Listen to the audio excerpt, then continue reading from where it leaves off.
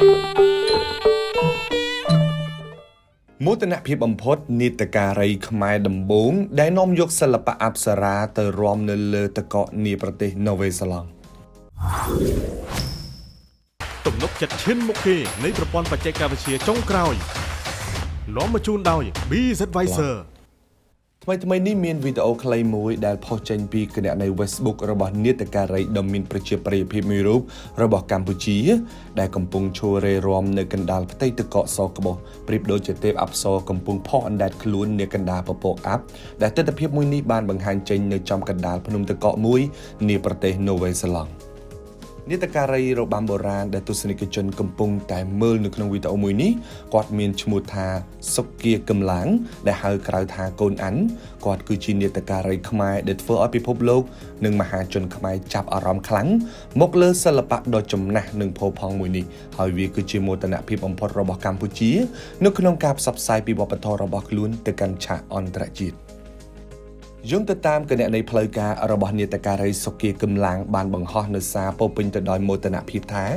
ក្នុងនាមខ្ញុំជានាដការីរបាំបុរាណមួយរូបខ្ញុំពិតជាមានមោទនភាពខ្លាំងណាស់ដែលមានឱកាសសម្ដែងរបាំព្រះរាជទ្រព្យរបាំអប្សរាដែលគឺជាសម្បត្តិបេតិកភណ្ឌជាតិនៃព្រះរាជាណាចក្រកម្ពុជានៅលើទឹកដីណូវេសេឡង់នៅក្នុងនោះក្រុមការងារដែលបំពេញបេសកកម្មមួយនេះបានបង្ហាញថាមិនមែនជារឿងងាយស្រួលនោះទេ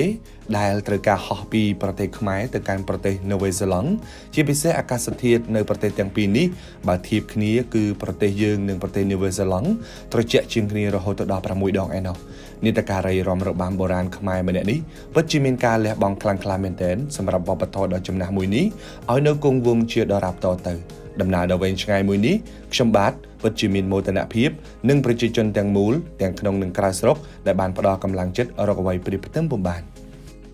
គួររំលឹកផងដែរថានាដការីដែលកំពុងតែរេរាំនៅក្នុងវីដេអូមួយនេះគាត់មានឈ្មោះថាសុគាកំឡាងដែលហៅក្រៅថាកូនអាន់គាត់គឺជានាដការីខ្មែរដែលបានបញ្ចប់ការសិក្សានៅសាលាមធ្យមវិចិត្រសិល្បៈហើយគាត់ក៏ជាអតីតជ័យលាភីទេធីតាមហាសង្ក្រាន្តកាលពីឆ្នាំ2018ហើយអ្វីដែលបងប្អូនចង់ចាំមិនភ្លេចនោះគាត់ក៏ធ្លាប់ជាតួអង្គព្រះថោងនៅក្នុងមហាព្រឹត្តិការណ៍ SEA Games ដែលមានកម្ពុជាធ្វើជាម្ចាស់ផ្ទះនាពេលកន្លងទៅថ្មីនេះ